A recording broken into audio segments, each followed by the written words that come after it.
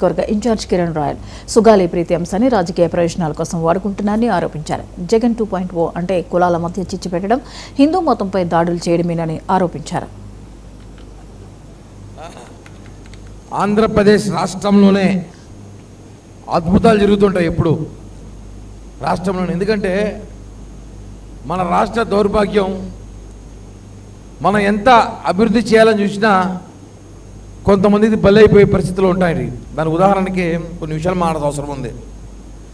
జగన్ 2.0 అంటే మేమేదో జగన్మోహన్ రెడ్డి జగన్ అన్న 2.0 అంటే అద్భుతాలు చేస్తారనుకున్నా, చిల్లర పనులు చేస్తారనుకోలే.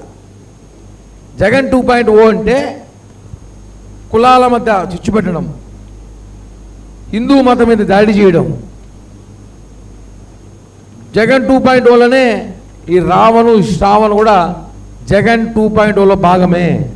ఇదే జగన్ 2.0. అప్పుడు చెప్పాడు జగన్ 2.0 మామూలుగా ఉండదన్నాడు. నిజంగానే మామూలుగా లేదు.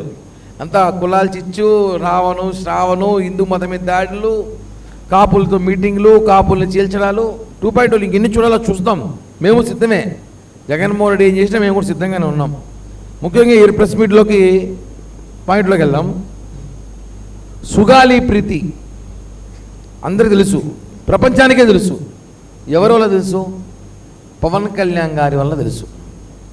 వాళ్ళ తల్లే చెప్పింది, నా కూతురు విషయం మా పక్కన అక్కని తప్ప ఎవరికి తెలియని ఒక మా బాధని ప్రపంచానికి చూపించిన వ్యక్తి పవన్ కళ్యాణ్ గారు.